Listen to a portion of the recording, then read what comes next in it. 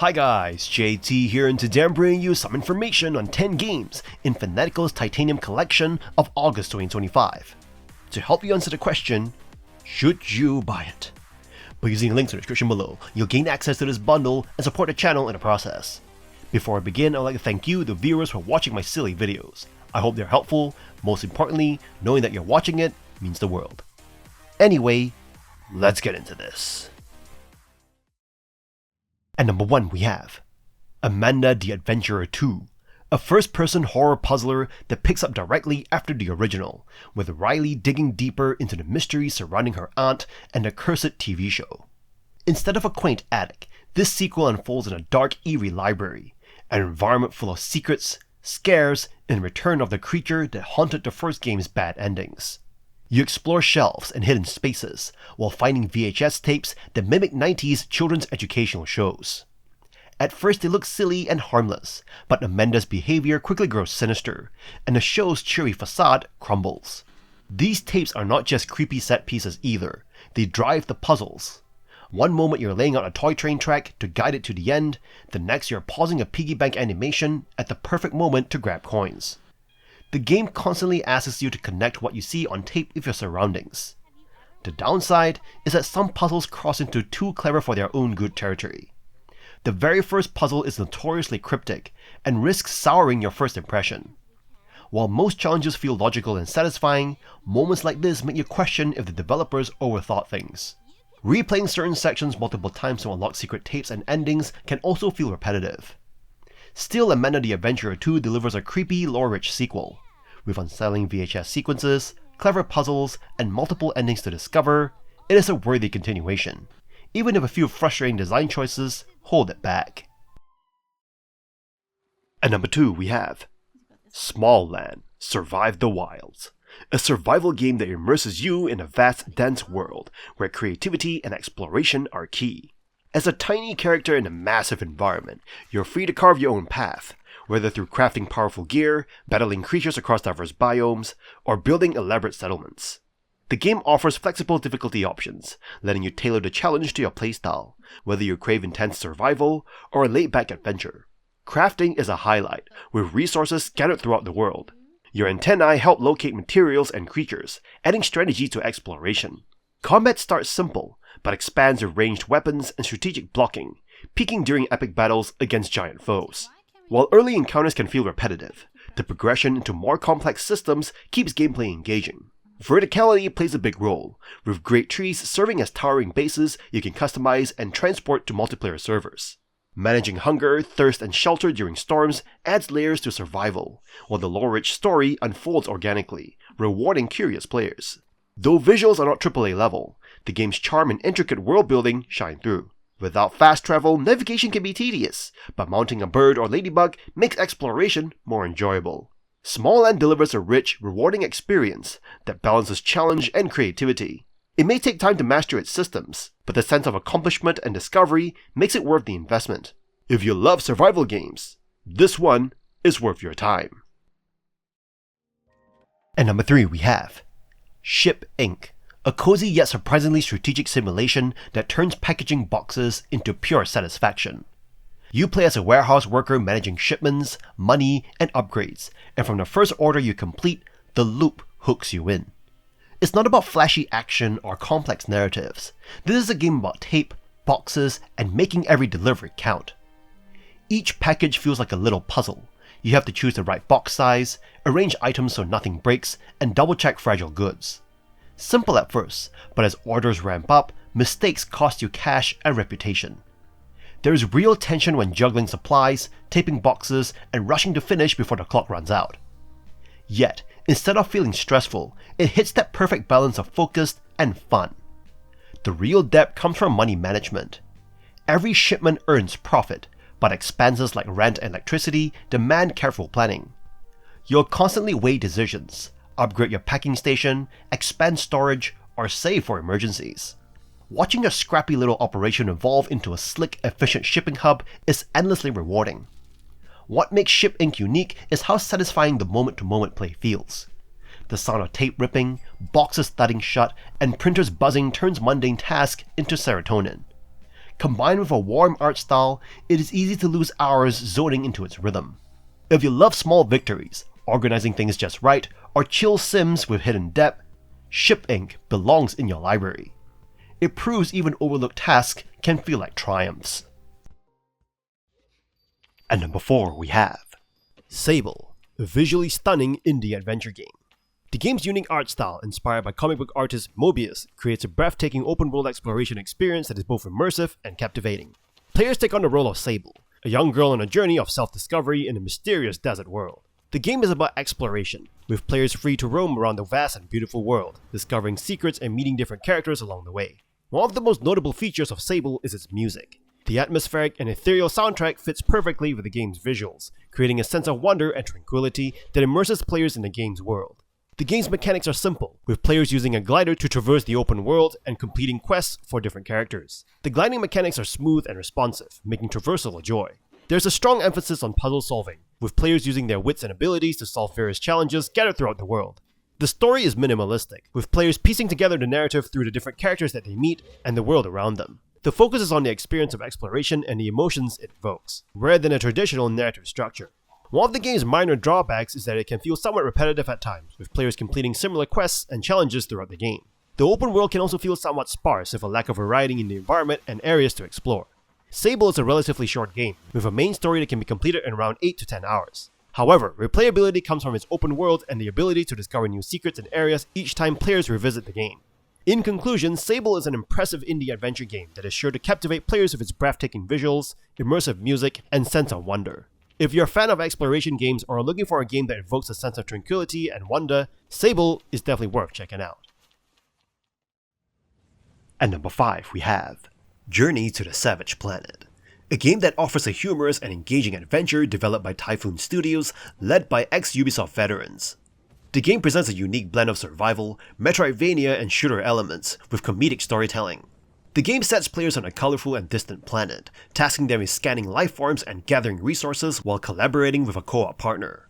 It is distinct from No Man's Sky, and doesn't share the vast non-linearity. Instead, it offers a carefully curated path through the alien environment, combining platforming, mob fights, boss battles, and environmental puzzles. The title's standout feature is its comedic writing and story, injecting silliness and charm into the gameplay. The live-action commercials, reminiscent of 80s toy ads, creates a delightful contrast to the exploration. The game's narrative unfolds as players navigate through various biomes, progressively adapting to their challenges and intricacies. While co-op play is available, experiencing the game solo might provide a more immersive experience due to the focus on environmental manipulation and topography understanding.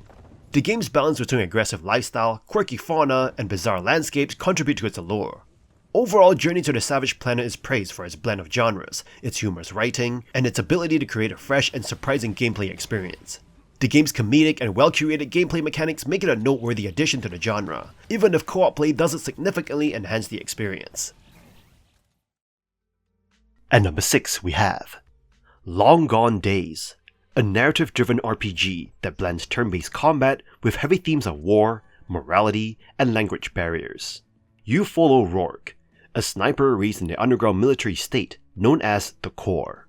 Initially loyal to its cause, Rourke's worldview shatters when he realizes he's fighting against innocent civilians.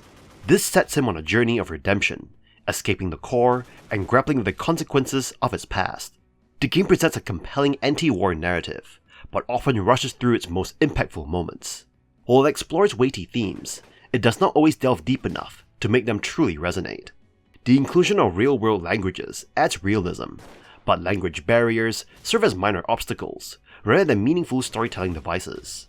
Similarly, the morale system, meant to track character growth, is vague and underdeveloped, making its impact feel inconsequential. Combat is entirely scripted, avoiding grind-heavy mechanics. Battle revolves around targeting enemy body parts for strategic advantages, but encounters are relatively easy. Avoiding combat aligns with the game's themes, yet doing so means missing out on valuable rewards, creating a thematic disconnect. Visually, Long Gone Days shines with detailed sprite work and immersive environments. However, occasional abrupt transitions between cutscenes and gameplay can be jarring. The soundtrack is excellent, yet often too subtle to stand out. Long Gone Days is an engaging experience with great presentation and thoughtful ideas, but its potential is undercut by a narrative that moves too quickly to let its themes fully land. At number 7 we have Zet Zillions, a roguelike deck builder that explores style, chaos, and endlessly inventive mechanics.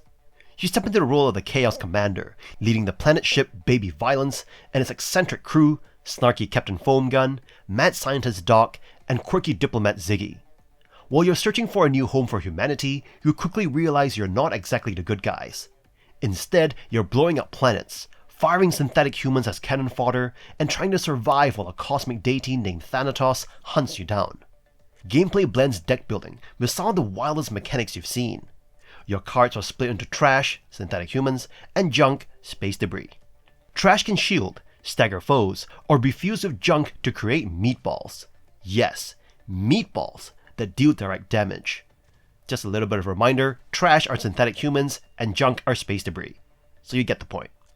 Fusion itself is a standout feature, letting you combine cards into powerful new effects, from turrets that fire automatically to bizarre creatures like unicorns. Every run feels fresh because the game constantly throws surprises, random events, questionable pets that evolve into monsters, space markets, and even dragons that demand pineapples as currency. Boss fights are massive, creative, and unforgiving. From planetoids of burning fists to swarms of insect progeny, each encounter tests your strategy and deck synergy. Thankfully, dying is not the end. Every run gives you points to unlock new cards, decks, and trades, ensuring steady progression. Visually, Zet Zillions bursts with punk cartoon flair. Imagine Mad Max colliding with Ultraman. It is weird, grotesque, and delightful. If you love deck builders, this one is not just good, it is essential. At number 8 we have Retail Company Simulator, a game that is exactly what the name suggests. A management sim where you grow a small clothing shop into a thriving retail empire. This game rides the wave of store management titles, but manages to stand out by doing the basics exceptionally well. You begin each day preparing your store. Time does not move until you're ready, so you can take stock, order new products, adjust prices, and fill shelves. Once the doors open, the pace picks up. Customers arrive with complaints, empty racks need attention, and every transaction requires your input. It feels like a real retail job, sometimes overwhelming but surprisingly addictive. Early on, you'll juggle every responsibility alone, which can feel chaotic. Thankfully, once you hit level 7, you unlock the ability to hire employees. This is a genuine game changer. Instead of sprinting between shelves and customers non-stop, you can focus on the register or managing stock, letting your workers handle the grunt work. This shift turns the game from stressful micromanagement into something far more relaxing. The presentation is straightforward, with functional but unremarkable graphics. Some NPCs look unintentionally odd, and you may notice quirks like customers trying to barge in after hours. But these are minor distractions in an otherwise smooth experience. What makes Retail Company Simulator shine is its simple addictiveness. A session meant to last an hour easily stretches into several. Frequent updates, new products, and improved AI keep things fresh. If you enjoy management sims, you'll find this one hard to put down. At number 9 we have Shadows of Forbidden Gods, a dark fantasy strategy game where you play as an awakened elder god seeking to corrupt and destroy the world.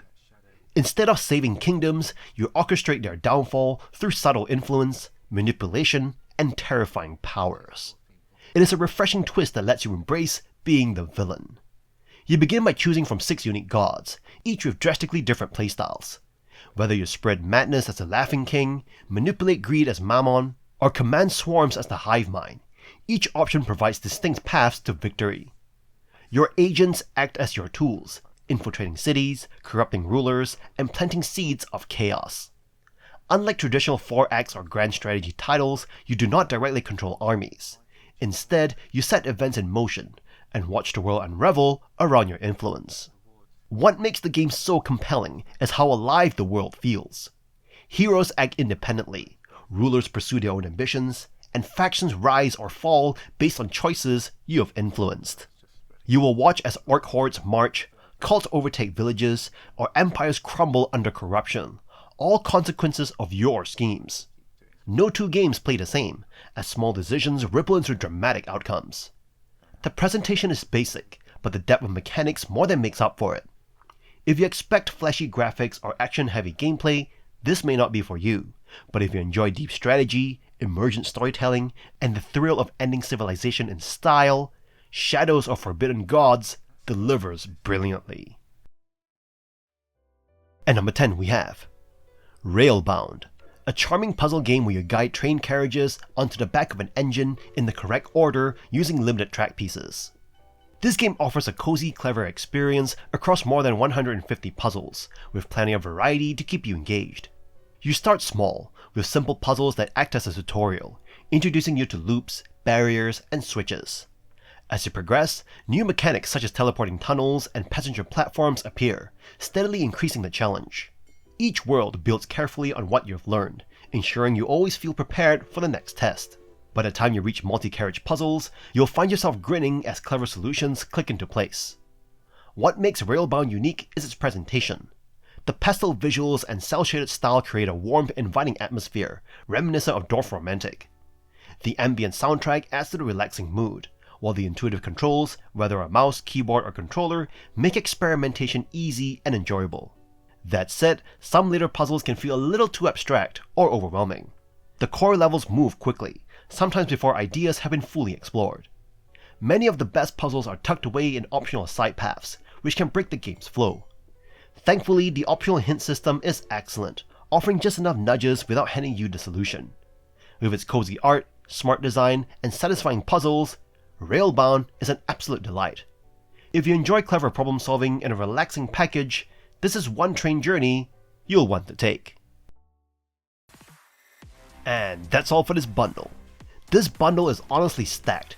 You've got Smalland and Sable delivering those chill but gorgeous exploration vibes, Journey to the Savage Planet bringing chaotic fun, and Railbound sneaking in as that super cute puzzler to cleanse the palate. Toss in Zet Zillions if you're into deck builders, and it's a no-brainer. Yes, some of these hit sales often, but grabbing them together at this price feels like a straight W. Definitely worth locking in if you're eyeing multiple games. In any case, I hope you enjoyed today's video, and if this video was helpful, feel free to leave a like and subscribe, and maybe consider buying the channel a coffee. From the bottom of my heart, thank you for watching, and I'll see you guys in the next video.